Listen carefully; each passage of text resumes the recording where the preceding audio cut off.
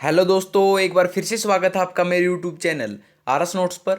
और आशा करता हूं दोस्तों आप सब स्वस्थ होंगे, मस्त होंगे। दोस्तों, हरियाणा कर्मचारी चयन आयोग द्वारा आपका महिला सब इंस्पेक्टर का एग्जाम दोस्तों 18 से 19 सितंबर को होने जा रहा है दोस्तों। और उसके लिए हम आपके लिए एक मोस्ट इंपॉर्टेंट वीडियो दोस्तों लेके आए हैं। ये जो वीडियो होगी आपकी, ये एनिमल हस्बेंड्री के विषय में होगी, यानी पशुपालन के विषय में होगी। आप एक भी क्वेश्चन जो है मिस मत कीजिएगा, पूरे के पूरे 100 प्रश्न आपको इस वीडियो में करवाए जाएंगे। आप वीडियो के साथ अंत तक बने रहिएगा दोस्तों, क्योंकि हर एक क्वेश्चन आपके एग्जाम के लिए मोस्ट इंपॉर्टेंट साबित हो सकता है अगर आप एसआई का एग्जाम देने जा रहे हैं तो आइए पहले प्रश्न से शुरू करते हैं। बुंदेलखंड में गाय की प्रजाति का नाम क्या है? बुंदेलखंड में गाय की प्रजाति का नाम क्या है दोस्तों? मोस्ट इंपोर्टेंट क्वेश्चन है। तो ये है दोस्तों कनकथा गाय। कनकथा गाय इसका जवाब होगा। ठीक है। दूसरा प्रश्न देखिए, कर्नाटक में पाई जाने वाली गाय की प्रजाति कौन सी है? कर्नाटक में पाई जाने वाली गाय की प्रजाति का नाम है दोस्तों अमृत महल। याद रखिए, अमृत महल कर्नाटक में पाई जाने वाली गाय की प्रजाति है दोस्तों। तीसरा प्रश्न, इंग्लिश चैनल की मूल निवासी गाय की प्रजाति है। इंग्लिश चैनल की मूल निवासी गाय की प्रजाति कौन सी है दोस्तों? तो यह है, याद रखिए, जरसिंद। जरसिंद इसका जवाब होगा। मोस्ट इंपोर्टेंट क्वेश्चन है। चौथा क्वेश्चन देखिए, संकर गाय की प्रजाति इनमें से नहीं है। तो संकर गाय की प्रजाति इनमें से नहीं है दोस्तों अय्यरशायर। अय्यरशायर इसका जवाब होगा। संकर प्रजाति होती है दोस्तों प्रजनन करवा के 2 से 3 प्रजातियों का, उसे संकर प्रजाति कहा जाता है। तो अय्यरशायर एक संकर प्रजाति नहीं है, याद रखिए दोस्तों। चलते हैं अगले प्रश्न पर। खुरदरी ऊन वाली भेड़ की प्रजाति कौन सी है? मोस्ट इंपोर्टेंट क्वेश्चन दोस्तों, मैं लिख के दे रहा हूं आपको, गारंटीड कि पेपर में आने वाला क्वेश्चन है दोस्तों आपके। खुरदरी ऊन वाली भेड़ की प्रजाति है बीकानेरी दोस्तों। बीकानेरी इसका जवाब होगा, याद रखिएगा। छठा प्रश्न है, अच्छी ऊन वाली भेड़ की प्रजाति कौन सी है? अच्छी ऊन वाली भेड़ की प्रजाति दोस्तों, याद रखिए, लोही। लोही इसका जवाब होगा। ठीक है। आगे प्रश्न, भारतीय गाय का औसत दूध उत्पादन प्रतिवर्ष कितना होता है दोस्तों? मोस्ट इंपोर्टेंट क्वेश्चन है। भारतीय गाय का औसत दूध उत्पादन प्रतिवर्ष होता है दोस्तों 390 लीटर। 390 लीटर इसका जवाब होगा दोस्तों, याद रखिएगा। मोस्ट इंपोर्टेंट क्वेश्चन है। अगला प्रश्न, गाय के दूध में पानी की मात्रा कितनी होती है? गाय के दूध में पानी की मात्रा ये होती है दोस्तों, याद रखिए, 86%। 86% जो है इसका जवाब होगा। ठीक है। हर एक क्वेश्चन महत्वपूर्ण होगा दोस्तों, आप इस वीडियो को 2 से 3 बार जरूर देख लीजिएगा।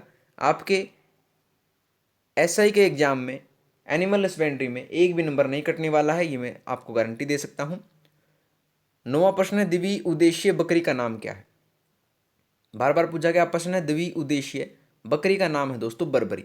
बर्बरी इसका जवाब होगा दोस्तों, याद रखिएगा। अगला प्रश्न, ओडिशा में पाली जाने वाली बकरी का नाम क्या है? ओडिशा में पाली जाने वाली बकरी का नाम क्या है दोस्तों? तो उसका नाम है गंजन। गंजन इसका जवाब होगा। ठीक है। 11वां प्रश्न देखिए, बकरी का दूध होता है, बकरी का दूध कैसा होता है दोस्तों? आपने कभी चखा होगा। तो बकरी का दूध हमेशा कड़वा, यानी थोड़ा थोड़ा कड़वा होता है दोस्तों, या क्षारीय प्रकृति का होता है, याद रखिएगा। ठीक है। बकरी का दूध क्षारीय प्रकृति का होता है, याद रखिए दोस्तों। अगला प्रश्न, निम्नलिखित में से किस राज्य में बकरियां नहीं पाई जाती हैं? किस राज्य में बकरियां नहीं पाई जाती हैं दोस्तों? ये नहीं पाई जाती, कर्नाटक राज्य में बकरियां नहीं पाई जाती हैं, याद रखिए दोस्तों। ठीक है। चलते हैं अगले प्रश्नों पर। गरीबों की गाय जानी जाती है, गरीबों की गाय किसे कहा जाता है दोस्तों? याद रखिए, बकरी को जो है गरीबों की गाय कहा जाता है। मोस्ट इंपोर्टेंट क्वेश्चन दोस्तों। आगे प्रश्न, निम्न में कौन सी गाय की प्रजाति अधिकतम दुधारू है? अधिकतम दुधारू गाय की प्रजाति है दोस्तों फ्रीजियन। फ्रीजियन गाय की प्रजाति दो अधिकतम दूध उत्पादन करती है, फ्रीजियन इसका जवाब होगा दोस्तों। अगला प्रश्न, आंध्र प्रदेश की गाय की प्रजाति इनमें से कौन सी नहीं है? तो आंध्र प्रदेश की गाय की प्रजाति इनमें से नहीं है दोस्तों कांकरेज। कांकरेज इसका जवाब है दोस्तों। ठीक है। अगला प्रश्न, सबसे अधिक दूध देने वाली बकरी कौन सी है? सबसे अधिक दूध देने वाली बकरी का नाम है दोस्तों बीटल। बीटल इसका बिल्कुल सही जवाब होगा। ठीक है, याद रखिए। चलते हैं अगले प्रश्न पर कि बकरी की खाल के निर्यात से कितनी विदेशी मुद्रा अर्जित होती है। मोस्ट इंपोर्टेंट क्वेश्चन दोस्तों, जो बकरी की खाल होती है उसका निर्यात जब हम दूसरे देशों में करते हैं तो विदेशी मुद्रा हमें अर्जित होती है 1000 लाख रुपए। 1000 लाख रुपए हमें प्राप्त होते हैं। ठीक है, अगला प्रश्न, कुल दूध उत्पाद में भेड़ के दूध का कितना प्रतिशत होता है। जो भारत में कुल दूध उत्पादन होता है उसमें भेड़ के दूध का प्रतिशत होता है दोस्तों 4.5%। याद रखिए 4.5%। ठीक है, 19वां प्रश्न देखिए, भारतीय शौक के साथ क्या पालते हैं। भारतीय जो है शौक के साथ पालते हैं कुत्ते को। याद रखिए कुत्ता जो है शौकीनी लोग पालते हैं, याद रखिए। अगला, ब्लैक बंगाल कैसी प्रजाति है। ब्लैक बंगाल जो है दोस्तों कैसी प्रजाति होती है, ये प्रजाति होती है मांस वाली। ठीक है, मांस के लिए इसे पाला जाता है दोस्तों, ब्लैक बंगाल बकरी को। ठीक है, याद रखिए। अगला है प्रश्न, आंध्र प्रदेश में पाली जाने वाली भेड़ प्रजाति कौन सी है। आंध्र प्रदेश में पाली जाने वाली भेड़ प्रजाति का नाम है दोस्तों नेल्लोरी। नेल्लोरी, याद रखिएगा, मोस्ट इंपोर्टेंट क्वेश्चन है। 22वां प्रश्न है, राजस्थान की प्रमुख भेड़ का उदाहरण कौन सा है। राजस्थान की प्रमुख भेड़ का उदाहरण है दोस्तों सोनादी। सोनादी इसका जवाब होगा, याद रखिएगा सोनादी। अगला प्रश्न, भेड़ की विदेशी प्रजाति इनमें से कौन सी नहीं है। भेड़ की विदेशी प्रजाति नहीं है दोस्तों, वो नहीं है साउथ डान। साउथ डान जो है इसका बिल्कुल सही जवाब होगा दोस्तों, याद रखिएगा। ठीक है, अगला प्रश्न 24वां, जम्मू कश्मीर की प्रमुख भेड़ की प्रजाति का क्या नाम है। तो जम्मू कश्मीर की प्रमुख भेड़ की प्रजाति का नाम है दोस्तों गुरेज। गुरेज इसका बिल्कुल सही जवाब होगा, याद रखिएगा दोस्तों, मोस्ट इंपोर्टेंट क्वेश्चन है। चलते हैं अगले प्रश्न पर दोस्तों। हर एक क्वेश्चन महत्वपूर्ण है, एक भी क्वेश्चन आप मिस मत कीजिएगा, वीडियो के साथ अंत तक बने रहिए। अगला प्रश्न, भैंस के गर्भकाल की अवधि कितने दिन की होती है। भैंस का जो गर्भकाल होता है दोस्तों उसकी अवधि होती है 307 दिन की। मोस्ट इंपोर्टेंट क्वेश्चन है, लिख के दे रहा हूं आपको, गारंटीड आपके एग्जाम में आने वाला है। अगला प्रश्न, गाय को खुरेरा मुख्य रूप से किस लिए दिया जाता है। जो गाय के खुर होते हैं दोस्तों उनको कई बार काटा पीटा जाता है, छांटा जाता है। क्यों किया जाता है ऐसा, ताकि गाय में जो है रक्त संचार बढ़ सके और दूध की मात्रा बढ़ सके। रक्त संचार बढ़ाने के लिए ऐसा किया जाता है दोस्तों, याद रखिएगा। अगला प्रश्न, एक स्वस्थ बढ़ते हुए बछड़े का भार प्रतिदिन कितना बढ़ता है। जो एक स्वस्थ बढ़ता हुआ बछड़ा होता है दोस्तों उसका भार जो है प्रतिदिन बढ़ता है ये 250 ग्राम। 250 ग्राम इसका बिल्कुल सही जवाब होगा, याद रखिए दोस्तों। अगला प्रश्न, बछड़े की पहचान के लिए चिन्हित करने की आयु कितनी होती है। जो बछड़े की पहचान करने के लिए चिन्हित करने की आयु होती है दोस्तों 1 सप्ताह की आयु। 1 सप्ताह की आयु बिल्कुल सही जवाब होगा, याद रखिए दोस्तों। ठीक है, चलते हैं अगले प्रश्न पर। आगे है, गोल पशु ग्रह का मुख्य लाभ कितना होता है। गोल पशु ग्रह का मुख्य लाभ होता है दोस्तों प्रकाश का समय वितरण। प्रकाश का समय वितरण इसका प्रमुख लाभ होता है, याद रखिएगा। आगे है, एक भैंस के लिए ढके हुए स्थान की कितनी आवश्यकता होती है। एक भैंस के लिए ढके हुए स्थान की आवश्यकता होती है दोस्तों 25 से 35 वर्ग फीट। 25 से 35 वर्ग फीट इसका बिल्कुल सही जवाब होगा, मोस्ट इंपोर्टेंट क्वेश्चन है। आगे प्रश्न, मुर्रा भैंस के पहले ब्यात की आयु कितनी होती है। मुर्रा भैंस के पहले ब्यात की आयु होती है दोस्तों 37 महीने। 37 महीने इसका बिल्कुल सही जवाब होगा, याद रखिए दोस्तों। आगे प्रश्न, विपथन प्रक्रम में होती है। विपथन प्रक्रम में दोस्तों कम दुधारू गायों का अलगाव होता है, याद रखिएगा। विपथन प्रक्रम होता है कम दुधारू गायों का अलगाव दोस्तों, यानी कि जो कम दूध उत्पादन करती हैं उन गायों को अलग से रख लिया जाता है, उसे विपथन प्रक्रम कहा जाता है। ठीक है दोस्तों, आगे प्रश्न देखिए 33वां प्रश्न क्या कह रहा है कि बच्चे को कितनी खीस पिलानी चाहिए। बच्चे को कितनी खीस पिलानी चाहिए दोस्तों, ये पिलानी चाहिए शरीर का भार 1/10 भाग। ठीक है, शरीर के भार का 1/10 भाग उसको बच्चे को खीस पिलानी चाहिए, याद रखिए दोस्तों। अगला प्रश्न, बच्चे को जन्म के कितने समय तक माँ का दूध पिलाना चाहिए। बच्चे को जन्म के 3 माह तक जो है दोस्तों माँ का दूध पिलाना चाहिए, याद रखिए दोस्तों। ठीक है, अगला है, पशु को खुले में रखने के लिए क्या उपयुक्त रहता है। पशु को खुले में रखने के लिए छायादार वृक्ष, 80 से 100 वर्ग फीट खुला स्थान, 20 से 25 वर्ग फीट छाया वाला स्थान उपयुक्त रहता है दोस्तों, याद रखिए। अगला प्रश्न, एक पशु के लिए उपयुक्त स्थान कितना होना चाहिए। एक पशु के लिए दोस्तों हमेशा 1.2525 मीटर उपयुक्त स्थान होना चाहिए, याद रखिए दोस्तों, मोस्ट इंपोर्टेंट क्वेश्चन है। आगे प्रश्न अगला देखिए, अगला प्रश्न क्या कह रहा है कि खुरपका मुंहपका रोग से पशु पर क्या प्रभाव पड़ता है। खुरपका मुंहपका रोग से पशु पर क्या प्रभाव पड़ता है। तो ये पड़ता है दोस्तों स्वस्थ कमजोर, उसका जो स्वास्थ्य है वो कमजोर होने लगता है खुरपका मुंहपका रोग से। ये भी पूछा जा सकता है दोस्तों, खुरपका मुंहपका रोग एक ऐसा बीमारी होती है, किससे फैलती है। ये दोस्तों फैलती है विषाणु से, ये भी याद रखिएगा। अगला प्रश्न, सींग का कैंसर कैसे सींग वाले पशुओं में होता है। तो सींग का कैंसर जो हमेशा दोस्तों बड़े सींग वाले पशुओं में होता है, याद रखिएगा। बड़े सींग जिसके होते हैं उसमें सींग का कैंसर होने की संभावना अधिक होती है, याद रखिए दोस्तों। अगला, गिल्लर पिट्ठू रोग में कौन सी औषधि देना लाभकारी होता है। गिल्लर पिट्ठू रोग जो होता है दोस्तों पशुओं में, उसमें हेक्साक्लोरोफेन औषधि देना लाभकारी रहता है, याद रखिए दोस्तों। क्या होता है, हेक्साक्लोरोफेन। ठीक है। अगला, शारीरिक तापमान किसका अधिक होता है। शारीरिक तापमान अधिक होता है दोस्तों, ये होता है मुर्गी का। मुर्गी इसका बिल्कुल सही जवाब होगा, याद रखिए। ठीक है। अगला प्रश्न देखिए, अगला प्रश्न क्या कह रहा है। 41वां प्रश्न है, बकरी की नाड़ी की गति प्रति मिनट कितनी होती है। बकरी की नाड़ी की गति दोस्तों प्रति मिनट होती है, याद रखिए 60 से 90 प्रति मिनट। याद रखिए दोस्तों, मोस्ट इंपोर्टेंट क्वेश्चन है। आगे, किस बीमारी में पशु के थनों में पंप द्वारा वायु भरने से लाभ पहुंचता है। किस बीमारी में पशु के थनों में पंप द्वारा वायु भरने से लाभ पहुंचता है। ये पहुंचता है दोस्तों दूध जबर में, दूध जबर में दोस्तों। आगे प्रश्न, बकरी की श्वसन दर प्रति मिनट कितनी होती है। बकरी की श्वसन दर प्रति मिनट होती है दोस्तों, याद रखिए 12 से 20, 12 से 20 इसका जवाब होगा दोस्तों। ठीक है। अगला, किस रोग में पशु की 6 से 24 घंटे के बाद मृत्यु हो जाती है। ये हो जाती है दोस्तों दूध जबर में, याद रखिएगा। दूध जबर में जो है दोस्तों पशु की 6 से 24 घंटे के बाद मृत्यु हो जाती है। ठीक है। आगे है प्रश्न, अगले है कि विरायता किस रोग को रोकने में उपयोगी होती है। विरायता जो होती है वो बुखार को रोकने में उपयोगी होती है दोस्तों, याद रखिए बुखार इसका जवाब होगा। आगे प्रश्न, पेचिश में प्रयुक्त किया जाता है। पेचिश में प्रयुक्त किया जाता है दोस्तों, याद रखिए अफीम, अफीम इसका जवाब होगा।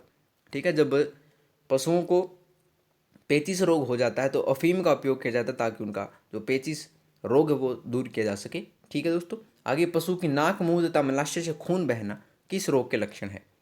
पशु की नाक मुंह तथा मलाशय से खून बहना ये गिल्टी रोग के लक्षण होते हैं दोस्तों, याद रखिए। मोस्ट इंपोर्टेंट क्वेश्चन है। आगे प्रश्न, गिल्टी के लक्षण क्या है। तो गिल्टी के लक्षण होते हैं दोस्तों जुगाली न करना। जब पशुओं में गिल्टी रोग हो जाता है तो जुगाली करना बंद कर देते हैं दोस्तों, इसका लक्षण होता है। ठीक है दोस्तों। आगे देखिए प्रश्न क्या कह रहा है। 49वां प्रश्न कह रहा है कि चिकित्सक को पशु कब दिखाना चाहिए। जो डॉक्टर होता है उसको पशु कब दिखाना चाहिए, जब वह जुगाली बंद करने पर, नथुने व मुंह से लार बहने पर और कान ठंडे होने पर चिकित्सक को पशु दिखाना चाहिए दोस्तों, याद रखिएगा। ठीक है। गिल्टी नामक भयंकर रोग किस पशु में अधिक फैलता है। जो गिल्टी नामक रोग होता है दोस्तों जिसमें पशु जो है जुगाली करना बंद कर देते हैं, तो इसमें अधिक फैलता है। ये फैलता है भैंस में, गाय में और भेड़ बकरी में, याद रखिए दोस्तों। भेड़ बकरी में, गाय में और भैंस में। अगला प्रश्न, दुग्ध जबर के लिए निम्न में से कौन सा टीका लगवाना चाहिए। दुग्ध जबर के लिए निम्न में से टीका लगवाना चाहिए दोस्तों कैल्शियम बोरा ग्लूकोनेट, कैल्शियम बोरा ग्लूकोनेट टीका लगवाना चाहिए, याद रखिए दोस्तों। अगला प्रश्न, लंगड़ी रोग से बचाव के क्या लक्षण हैं। लंगड़ी रोग से बचाव के लक्षण दोस्तों एंटीसीरियम टीका, एंटीसीरियम टीका इसका जवाब हो दोस्तों, याद रखिए। ठीक है। आगे है प्रश्न देखिए कि खुरपका मुंहपका नामक संक्रामक रोग किसके द्वारा होते हैं। खुरपका मुंहपका नामक संक्रामक रोग दोस्तों जीवाणु द्वारा होता है, याद रखिए। जीवाणु द्वारा जो है मुंहपका खुरपका रोग होता है दोस्तों, याद रखिएगा। मोस्ट इंपोर्टेंट क्वेश्चन है, मैं लिख के दे रहा हूँ, आपके एग्जाम में आने वाला क्वेश्चन है ये दोस्तों।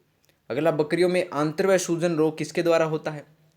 बकरियों में आंतरवय सूजन रोग होता है दोस्तों विषाणु द्वारा, विषाणु द्वारा ये होता है, याद रखिए दोस्तों। ठीक है। आगे, घोड़े की नाड़ी की गति प्रति मिनट कितनी होती है।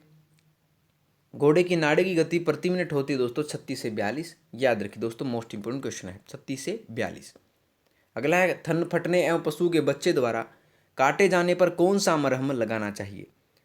तो ये लगाना चाहिए दोस्तों बोरिक एसिड का, बोरिक एसिड का मरहम लगाना चाहिए दोस्तों जब भी थन फटे या पशु के बच्चे द्वारा काटे जाने पर। ठीक है, मरहम लगाना चाहिए बोरिक एसिड का, याद रखिए दोस्तों। ठीक है। आगे देखिए प्रश्न क्या कह रहा है।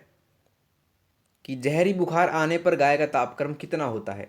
जहरी बुखार जिसे कहते हैं दोस्तों, वो आने पर गाय का तापक्रम हो जाता है 41 डिग्री सेल्सियस। 41 डिग्री सेल्सियस इसका जवाब होगा दोस्तों। आगे स्ट्रिप का परीक्षण किस में किया जाता है। मोस्ट इंपोर्टेंट क्वेश्चन दोस्तों, वेरी इंपोर्टेंट क्वेश्चन है।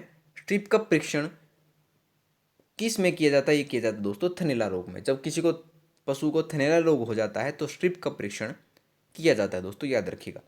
अगला, किस बीमारी में जुबान तथा गर्दन दोनों में सूजन आ जाती है, तो ये आ जाती है दोस्तों हेमोरेजिक सेप्टिसीमिया में। हेमोरेजिक सेप्टिसीमिया में जो है दोस्तों, इस बीमारी में जुबान तथा गर्दन दोनों में पशुओं के सूजन आ जाती है दोस्तों, याद रखिएगा। अगला, गलघोटू के विरुद्ध टीका लगवाने का सबसे अच्छा समय कौन सा होता है, तो गलघोटू के विरुद्ध टीका लगवाने का सबसे अच्छा समय होता है दोस्तों मानसून के आरंभ से पहले। जब मानसून आरंभ होता है दोस्तों, मानसून आरंभ होता है दोस्तों आपका जुलाई से सितंबर के बीच में, यानी जुलाई से पहले पहले जो है टीका लगवा लेना चाहिए गलघोटू का। ठीक है, याद रखिए दोस्तों। आगे प्रश्न देखिए, आगे क्या कह रहा है कि पतली पोंक किस बीमारी का लक्षण है। पतली पोंक जो होता है दोस्तों वो रिंडरपेस्ट बीमारी का लक्षण होता है, याद रखिए। ठीक है, रिंडरपेस्ट इसका सही जवाब होगा, याद रखिए दोस्तों। अगला, बचाव के लिए पशुओं में प्रतिवर्ष गलघोटू का टीका कब लगा देना चाहिए, तो बचाव के लिए पशुओं में प्रतिवर्ष गलघोटू का टीका मानसून से पहले या वर्षा से पहले लगा देना चाहिए दोस्तों, याद रखिए। मोस्ट इंपोर्टेंट क्वेश्चन है। आगे, वर्षा ऋतु के बाद अधिकतर कौन सा रोग फैलता है। वर्षा ऋतु के बाद हमेशा दोस्तों रिंडरपेस्ट या पोका या पोकनी जिसे कहा जाता है वो रोग फैलता है, याद रखिए दोस्तों। ठीक है, आगे, पोका या पोकजी में तेज जबर आता है, कितने डिग्री सेल्सियस तक आता है, तो पोंका या पोंकनी में तेज जबर आता है दोस्तों 160 डिग्री सेल्सियस तक। बहुत ज़्यादा तापमान हो जाता है दोस्तों 160 डिग्री सेल्सियस, याद रखिए। ठीक है, आगे देखिए प्रश्न क्या कह रहा है कि दूध जबर किसकी कमी से होती है। दूध जबर जो होता है दोस्तों वो कैल्शियम की कमी से पशुओं में हो जाता है, याद रखिएगा दोस्तों। ठीक है, जिसमें पशुओं की 7 से 24 घंटे तक अगर उनको सही दवाई न दी जाए तो उनकी मृत्यु भी हो जाती है दोस्तों दूध जबर के कारण से। और ये कमी किसकी होती है, कैल्शियम की कमी होती है इसमें, याद रखिए। आगे, ओठों और मसूड़ों के आंतरिक झिल्ली पर छाले होने पर किस बीमारी का लक्षण है। आंतरिक झिल्ली पर छाले होने पर किस बीमारी के लक्षण होते हैं, पोकनी का। पोकनी इसका बिल्कुल सही जवाब होगा दोस्तों। आगे प्रश्न, किस बीमारी से मरे पशु का शव विच्छेदन कभी नहीं करना चाहिए, तो एंथ्रेक्स मुंहपका रोग जिसको हो जाता है दोस्तों उससे मरे हुए पशु का शव विच्छेदन कभी नहीं करना चाहिए, याद रखिए। ठीक है, एंथ्रेक्स मुंहपका। आगे, छूत की बीमारियों में एकदम से रोकथाम के लिए कौन सा जैविक उत्पाद प्रयोग में लाया जाता है। छूत की बीमारियों में एकदम से रोकथाम के लिए दोस्तों वो BVCG जैविक उत्पाद प्रयोग में लाया जाता है दोस्तों, याद रखिए BVCG। ठीक है, आगे देखिए प्रश्न क्या कह रहा है। 69वां प्रश्न है दोस्तों, पशु को जहरी बुखार होने पर उसके शरीर का तापक्रम कितना होता है। जहरी बुखार तब होता है दोस्तों पशुओं को तो उसमें तापमान हो जाता है 105 डिग्री फ़ारेनहाइट। 105 डिग्री फ़ारेनहाइट होता है दोस्तों, सेल्सियस नहीं, याद रखिएगा। आगे, गाय की द्विकाजी नस्ल कौन सी है। द्विकाजी नस्ल कौन सी है दोस्तों, तो ये होती है थारपारकर, मेवाती और हरियाणा, तीनों ही दोस्तों गाय की द्विकाजी नस्ल होती हैं, याद रखिए। ठीक है, आगे, लाल सिंधी गाय के दूध में वसा की मात्रा कितनी होती है। लाल सिंधी गाय के दूध में वसा की मात्रा होती है दोस्तों, याद रखिए। मोस्ट इंपोर्टेंट क्वेश्चन है, 4.5%। 4.5% इसका सही जवाब होगा दोस्तों। ठीक है, आगे है, मादा साहिवाल का बार कितना होता है। जो मादा साहिवाल भैंस होती गाय होती है दोस्तों उसका बार लगभग होता है 408 किलोग्राम। ठीक है, 408 किलोग्राम इसका वजन होता है। सबसे ज़्यादा दूध देने वाली गाय होती है दोस्तों साहिवाल, ये भी याद रखिएगा। ठीक है, आगे देखिए प्रश्न क्या कह रहा है कि गाय की गिर जाति का मूल स्थान है। जो गिर जाति है दोस्तों गाय की, उसका मूल स्थान जो है दोस्तों वो है काठियावाड़ गुजरात। काठियावाड़ गुजरात इसका बिल्कुल सही जवाब होगा। आगे, औसतन दूध उत्पादन सबसे अधिक किसका होता है दोस्तों, आ गया क्वेश्चन वही। तो औसतन दूध उत्पादन होता है दोस्तों साहिवाल गाय का। साहिवाल इसका बिल्कुल सही जवाब होगा। आगे प्रश्न, पाकिस्तान के कोहिस्तान नामक बाग में दुधारू गाय की कौन सी नस्ल पाई जाती है। पाकिस्तान की कोहिस्तान नामक बाग में दुधारू गाय की नस्ल पाई जाती है दोस्तों लाल सिंधी। लाल सिंधी इसका बिल्कुल सही जवाब होगा। ठीक है, आगे प्रश्न, भारतवर्ष में मनुष्यों तथा पशुओं का अनुपात कितना है। तो भारतवर्ष में मनुष्यों तथा पशुओं का अनुपात दोस्तों आधा होता है, यानी 2 अगर मनुष्य हैं तो उसके पीछे एक पशु होगा, यानी 2:1 इसका अनुपात होता है। मोस्ट इंपोर्टेंट क्वेश्चन दोस्तों, लिख लीजिए, गारंटेड आपके पेपर में आने वाला प्रश्न है। ठीक है, आगे प्रश्न देखिए कि भारत में पशुधन से प्राप्त आय का कितना प्रतिशत है। भारत में पशुधन से प्राप्त आय कुल आय का प्रतिशत है दोस्तों 5%। 5% इसका बिल्कुल सही जवाब है। ठीक है, आगे प्रश्न, एक एम्प्यूल वैक्सीन कितनी मुर्गियों के लिए है। एक एम्प्यूल वैक्सीन होती है दोस्तों 5 मुर्गियों के लिए। 5 मुर्गियों के लिए इसका बिल्कुल सही जवाब होगा। आगे, हरा चारा खाने वाले पशु के दूध में कौन सा विटामिन सबसे अधिक होता है। तो हरा चारा खाने वाले पशु के दूध में दोस्तों विटामिन होता है विटामिन ए। विटामिन ए इसका बिल्कुल सही जवाब होगा। मोस्ट इंपॉर्टेंट क्वेश्चन दोस्तों। ठीक है, आगे, भेड़ के बच्चे को क्या कहते हैं। भेड़ के बच्चे को कहा जाता है दोस्तों मेमना। ये आपको पता होना चाहिए, मेमना भेड़ के बच्चे को कहा जाता है। ठीक है, आगे प्रश्न देखिए। आगे प्रश्न है, गाय, भैंस तथा बकरी में नाड़ी गति किस धमनी पर हाथ रखकर देखी जाती है। तो ये देखी जाती है दोस्तों कोक्सीजियल धमनी पर। कोक्सीजियल धमनी पर जो है नाड़ी की गति देखी जाती है दोस्तों, याद रखिएगा। ठीक है, आगे, सुजाता किसकी जाति है। सुजाता जो होती है दोस्तों वो गाय की प्रजाति होती है, याद रखिए, गाय की। आगे, कृष्णा घाटी किसकी जाति है। कृष्णा घाटी भी जो दोस्तों गाय की प्रजाति होती है, याद रखिए। ठीक है, आगे, लोला नस्ल गाय की किस नस्ल का उपनाम है। जो लोला नस्ल होती है दोस्तों गाय की, वो किस नस्ल का उपनाम होती है। ये होता है साहिवाल का, जो कि सबसे ज़्यादा औसतन दूध उत्पादन करती है, उसको लोला नस्ल भी कहा जाता है दोस्तों, याद रखिएगा। ठीक है, आगे है प्रश्न कि अमृत महल जाति के बैलों का शरीर का भार कितना होता है। अमृत महल जाति के बैलों का शरीर का भार होता है दोस्तों, ये होता है लगभग 498 किलोग्राम। 498 किलोग्राम इसका बिल्कुल सही जवाब होगा, याद रखिए। ठीक है, मोस्ट इंपोर्टेंट क्वेश्चन है। आगे प्रश्न देखिए, बुल की चाल के लिए गाय की प्रसिद्ध नस्ल कौन सी है। बुल की चाल के लिए गाय की प्रसिद्ध नस्ल है दोस्तों, वो है नागौरी। नागौरी इसका बिल्कुल सही जवाब है। ठीक है, आगे प्रश्न, गाय की दूध में वसा की प्रतिशत मात्रा कितनी होती है। गाय की दूध में वसा की प्रतिशत मात्रा होती है दोस्तों 4.92%। 4.92% इसका बिल्कुल सही जवाब है, एग्जैक्ट जवाब है। मोस्ट इंपोर्टेंट क्वेश्चन दोस्तों। आगे है, गाय की ऐसी कौन सी जाति है जिसके पशु सिर उठाकर चलते हैं। सिर उठाकर कौन सी गाय की प्रजाति दोस्तों जो सिर उठाकर चलते हैं, ये है दोस्तों काकरेज। काकरेज गाय की प्रजाति 2 सिर उठाकर चलते हैं। ठीक है, काकरेज याद रखिएगा। मोस्ट इंपोर्टेंट क्वेश्चन है। आगे प्रश्न देखिए कि भारत के विश्व के गाय पशु लगभग हैं। भारत के विश्व के गाय पशु लगभग कितने हैं दोस्तों, ये है दोस्तों 15%। मोस्ट इंपोर्टेंट क्वेश्चन है, याद रखिए। आगे, दुधारू गाय की प्रजाति कौन कौन सी हैं।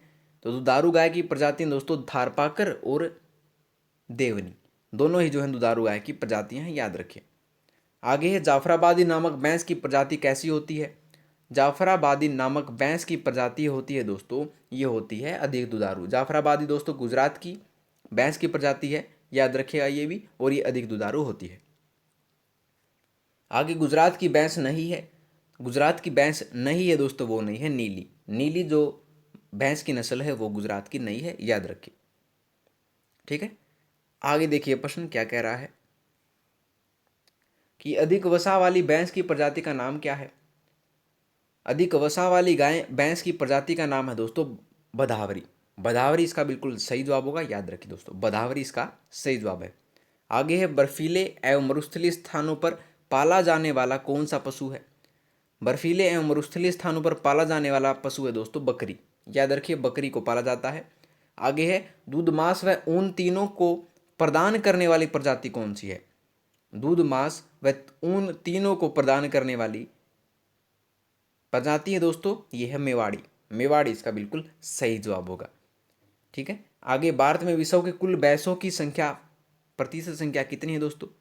भारत में विश्व की कुल भैंसों की प्रतिशत संख्या है दोस्तों 54%। यानी कि जितने भी विश्व में भैंसें हैं उनका 54% भाग जो है भारत में पाया जाता है दोस्तों, याद रखिएगा। ठीक है, आगे प्रश्न देखिए। आगे प्रश्न क्या कह रहा है दोस्तों कि भारत में भैंसों के द्वारा कुल दूध उत्पन्न किया जाता है, कितना किया जाता है दोस्तों। तो ये किया जाता है दोस्तों, याद रखिए 52%। 52% भारत में भैंसों के द्वारा कुल दूध उत्पन्न किया जाता है। ठीक है। आगे, महाराष्ट्र का भैंस प्रजनन केंद्र कहाँ स्थापित नहीं है? तो ये नहीं है दोस्तों, मत्स्यपालन एवं कृषि फार्म माधुरी कुंड। ठीक है, ये याद रखिएगा। ठीक है। आगे, मांस वाली बकरी की प्रजाति कौन सी नहीं है? तो ये नहीं है दोस्तों, सुरती। सुरती जो है मांस वाली बकरी की प्रजाति नहीं है। मांस वाली बकरियों के नाम है दोस्तों, वो है बैलक बंगाल, असम हील और व्हाइट बंगाल। ये तीनों जो है मांस वाली बकरियों की प्रजाति हैं, सुरती में नहीं है दोस्तों। ठीक है। 16वां प्रश्न देखिए, दूध न देने वाली बकरी का क्या नाम है? दूध न देने वाली बकरी का नाम है दोस्तों जमुनापरी, सिरोही, बीटल। ये तीनों ही दोस्तों दूध न देने वाली बकरियों के नाम है। और दूध देने वाली बकरी नहीं कौन सी है? ये नहीं है, पश्मीना हिल। तो चारों याद रखिएगा, दूध न देने वाली बकरी का नाम है जमुनापरी, सिरोही, बीटल और पश्मीना हिल दोस्तों। तो दोस्तों ये थे आपके हरियाणा एसआई के लिए मोस्ट इंपोर्टेंट एनिमल हस्बेंड्री के मोस्ट इंपोर्टेंट क्वेश्चन दोस्तों। आप इस वीडियो को 2 से 3 बार जरूर देख लीजिएगा। आपके एनिमल हस्बेंड्री में एक भी नंबर कटने वाले नहीं है, यह मैं आपको गारंटी दे रहा हूँ। तो दोस्तों अगर आपको वीडियो पसंद आई हो तो वीडियो को लाइक, शेयर और कमेंट करके जरूर बता दीजिएगा। और आर्ट्स नोट चैनल को सब्सक्राइब कर लीजिए दोस्तों। तो मिलते हैं आपसे अगली वीडियो में नए रोचक प्रश्नों के साथ। तब तक के लिए धन्यवाद दोस्तों।